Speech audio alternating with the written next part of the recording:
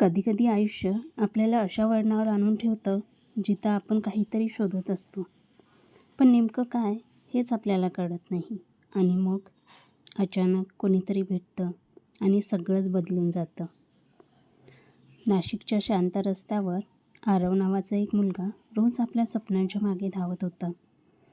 Corporate job, deadlines, meeting सगळं होतं त्याच्याकडे, पण मन मात्र कुठेतरी रिकामं होतं. त्याला नेहमी वाटायचं जीवनात काहीतरी मिसिंग आहे.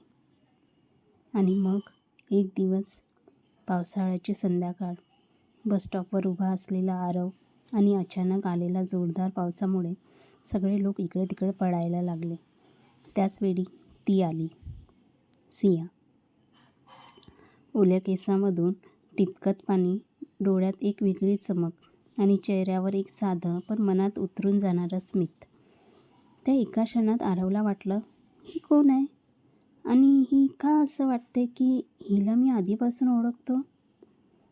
पावसापासून वाचवण्यासाठी दोघे एका छोट्या शेडखाली उभे राहिले. हाय, सियाने हळूच म्हटलं. हाय, आरवने उत्तर दिलं. तिथून सुरू झाली एक साधी पण खूप खास गोष्ट.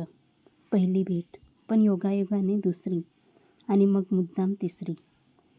कॉफी शॉप्स, लांब फेरफटका, रात्री उशिरापर्यंत चालणाऱ्या गप्पा. हळूहळू दोघं अनोळखी माणसं एकमेकाच्या सवयी बनत गेली. सियाला पावसात भिजायला खूप आवडायचं. ती म्हणायची, पाऊस म्हणजे फिलिंग्स ज्या आपण लपवतो. आणि आरव, तो फक्त तिला ऐकत राहायचा, कारण तिला तिच्या प्रत्येक शब्दात त्याला स्वतःचं जग सापडायचं. एक दिवस आरवने विचारलं, आपण काय आहोत?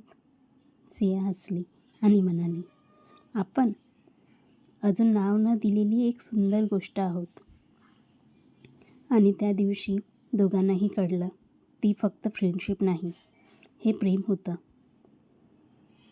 पण प्रत्येक प्रेमकथेला एक वळण असतं. आणि एक दिवस सियाला एक मोठी अपॉर्च्युनिटी मिळाली. परदेशात जॉब, तिचं स्वप्न, तिचं गोल. पण याचा अर्थ होता आरवपासून दूर जाणं. त्या रात्री दोघं खूप वेळ शांत बसले होते. शब्द नव्हते, पण भावना खूप होत्या. मी जाऊ का? सियाने हळूच विचारलं.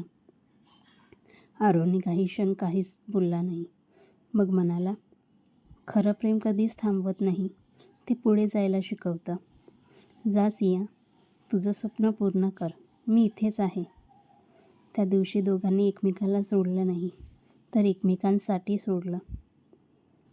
महिने गेले, वेगवेगळे टाईम झोन, वेगवेगळं आयुष्य, पण एकच connection. Video calls, miss you messages आणि आठवणी. कधीकधी नेटवर्क जात होतं, कधी भांडणंही होत होती, पण प्रेम अजूनही तिथेच होतं. थोडं दूर, पण खूप खोल. आणि मग एक दिवस आरवला एक मेसेज आला, मी परत येते. एअरपोर्ट, लोकांची गर्दी. आरव उभा होता, हृदय जोरात धडधडत होतं. आणि मग ती दिसली, सिया. पूर्वीसारखीच, पण थोडी अधिक मजबूत. डोळ्यात पाणी, ओठांवर हसू. दोघेही एकमेकांसमोर उभे राहिले. काही सेकंद काहीच बोलले नाही. आणि मग ती त्याच्या मिठीत आली. काही प्रेमकथा अंतरामुळे संपत नाही, तर त्या आणखीन मजबूत होतात. आरव हळूच म्हणाला, आता नाव देऊया का? सिया म्हणाली, हो, आयुष्यभरासाठी. कारण खरं प्रेम कधीच हरवत नाही, ते फक्त योग्य वेळेची वाट पाहतं. समाप्त.